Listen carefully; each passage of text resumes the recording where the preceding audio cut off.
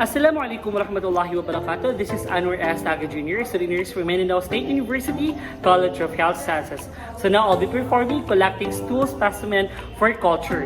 Okay, what is this? A stool specimen may be ordered to screen pathogenic secretion or organisms such as parasites. Okay, the purpose of this is to determine the presence of occult blood and of course to detect the presence of bacteria and of course to detect the presence of parasites. So the first procedure is that explain the procedure to the patient. So now, then of course, assuming that already, collecting stool specimen, I'll be performing collecting stool specimen. So next one, give the client following instructions. Defecate in a clean bedpan or bedside comment, and if possible, do not contaminate the specimen with urine or menstrual discharge.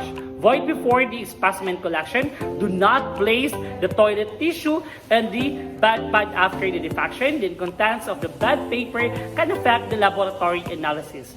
Notify the nurse as soon as possible after the defecation, particularly for specimens that need to be sent to the laboratory immediately. Okay, basically, I've already wear my clean gloves and to prevent hand contamination and take care not to contaminate the outside of the specimen container. So use 1 or 2 clean tongue blades. Okay, then to transfer the specimen to the container and then wrap them in a paper towel before disposing of them in the waste container. The amount of offal to be sent and proposed depends on which for the specimen is collected. About 2 cm of usually form to 30 ml of liquid stool or 15 is adequate. Ensure that the specimen label and laboratory requisition have the correct information on them and are securely attached to the specimen container.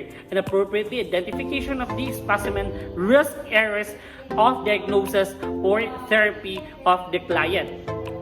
Because fresh specimen provide the most accurate result, the nurse sends the specimen to laboratory immediately. If this is not possible, the nurse follows the direction on the specimen container.